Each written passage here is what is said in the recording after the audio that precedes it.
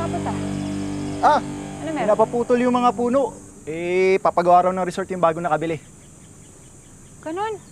Di ba bawal magpuputol ng puno dito? Ikaw ang bawal dito. You're trespassing.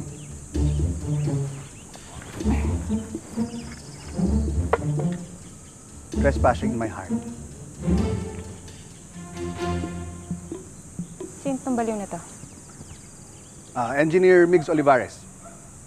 Ako yung nakabili ng lupa na to.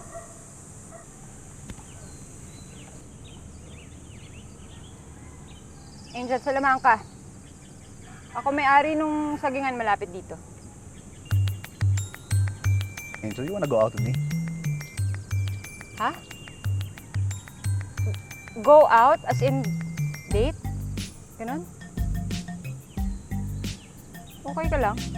Kakakilala pa lang natin ah. Okay ka lang? Kapal naman ang mukha nito. Angel, alam mo, naniniwala ko, life is too short. Dapat ginagawa natin kung ano yung mga gusto natin. Kitang-kita ko pag tingin mo sa akin, type mo ako eh. Ah, ganon? Gumising ka nga dyan. Kapal ang mukha nito. Tumabay ka dyan. Aray, aray. Kung gusto mo maging short yung buhay mo. Aray ko. Alis, alis, alis.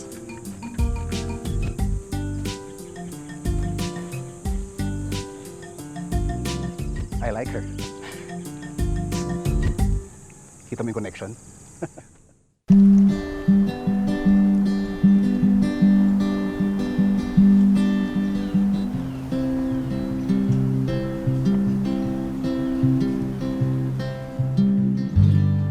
Evitar que las sombras vengan.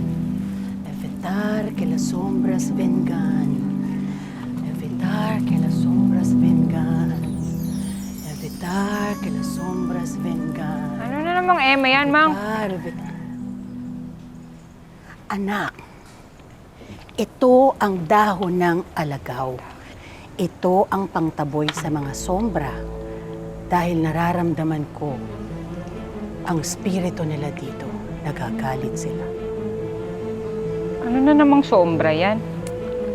Di ba sila yung mga nilalang na nakatira sa kabundukan? Sila yung mga laman lupa na kayang maghasik ng karinglan. Dahil pinuputol ang mga puno sa kagubatan na tirahan nila. Kaya ayan, lalo silang nagagalit. Ay, nako, Mamang. Gutom lang yan. Mabuti pa, Mang, magluto ka ng tanghalian para makakain na tayo. Alam mo ba, anak? Kung sino man ang nag-utos na putulin ng mga puno, nanganganib ang buhay. Sana nga magdilang anghel kayo, Mang. Para matauhan yung taong mayabang na yan. Karma siya. Huy, nak, huwag kang magsasalita ng ganyan. Masama na ang iisip ng ikasasama ng ibang tao. Ha? Huwag ganyan, huwag ganyan. Ano ba yan, Mang? Yan. Avatar, avatar, avatar. Yan.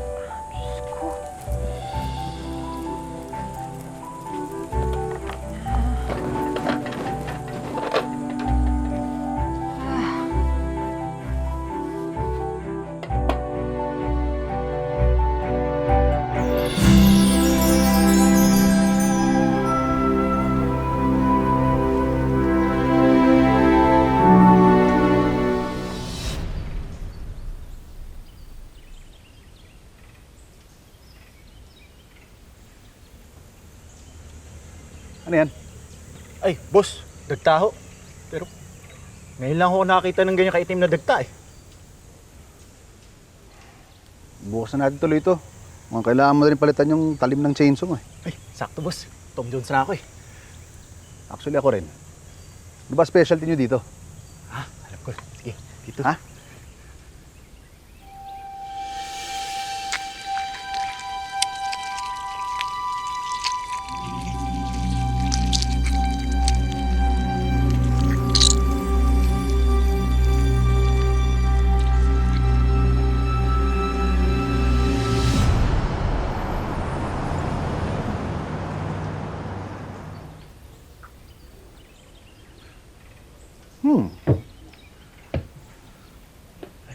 Sir, makukulam daw yung nanay ni Angel, si Aling Selma. Kaya ang sabi-sabi, yung mga banana pandesal na yan, nilalagyan nila ng gayuma, kaya patok na patok sa trokyano. Interesting. Tao po!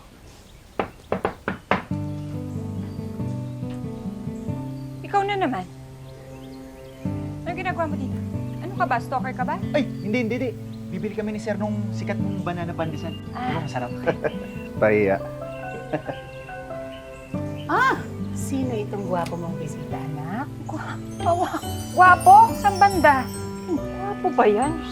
Mang, siya yung sinasabi kong engineer dun sa ginagawang resort. Ikaw pala yun. Opo. So, anong ganap? Anong gusto niyo? Gusto ko magstay dito. Kailangan ko ng kwarto eh. Ha? Ano kami? Fully book kami. Wala, hindi pwede. Anak, oo naman, syempre, pwede. Welcome na welcome ka dito at dahil dyan, Mang, Opo. bibigyan kita ng Mama. welcome bread. Ito ang bigyan specialty ng namin. tinapay. Thank you po. Yan. Kain Bait. lang yung ngayon. Ako po. Masarap. Magre-renta ka rin? Siya po bibili. Tayo tayo. Sarap to ah.